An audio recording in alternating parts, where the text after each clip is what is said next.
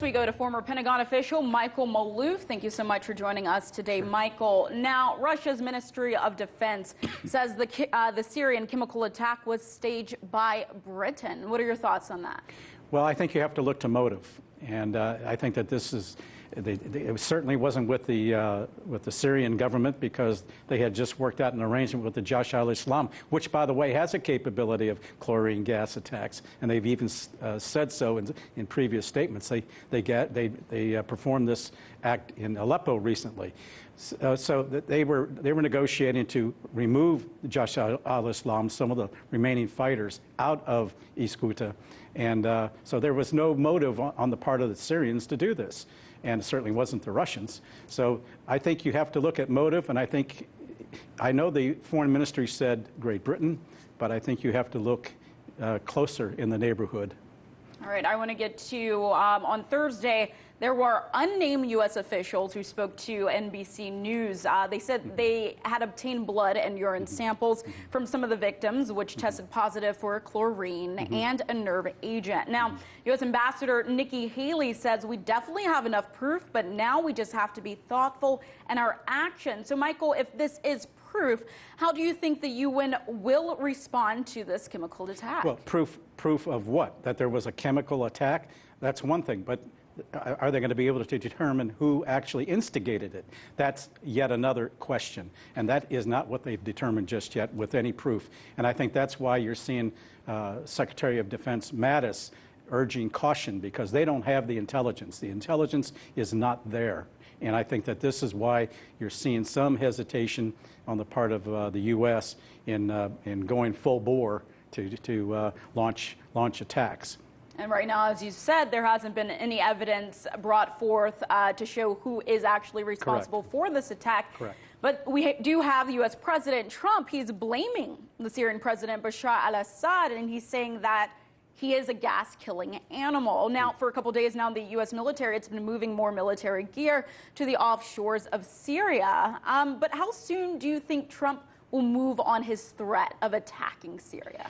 If he is to do anything, it could happen almost any time. I mean, the U.S. has an international capability from launching missiles off of submarines that don't even have to be in the immediate area. There is a task force that's moving in right now. They want it in place. Whether or not they'll attack is problematic. I would think that, given the caution and the problem as well of the slippery slope of just even a limited attack, what it could mean. If Russian personnel, for example, are attacked, this could easily escalate into a full-bore conflagration. And I think that this is why people who like regime change so much have got to be very, very careful in what they're saying. I remember Iraq in 2003 and WMD, the intelligence was extremely faulty, and we're still suffering the consequence of that today. Speaking of escalation, Defense Secretary James Mattis, he says Trump does risk escalating U.S. involvement in Syria, and experts even go further, and they warn that this could pull the U.S. into direct conflict with Russia and Iran. So if Trump does move forward with this threat, what would that look like? It would be catastrophic. And not to mention the fact that our capabilities of getting everyday necessities, it will affect the world, because your oil, everything is governed through that region, that whole area, that whole region would be shut down. And not to mention the fact that you would have thousands of people killed. And the question then is, for what? And is the result worth what occurred on the ground? You got to look at the larger picture. This easily could lead to World War III. Now we're a little short on time here, but in your opinion, what do you think is the best course of action that the U.S. could be taking at this moment?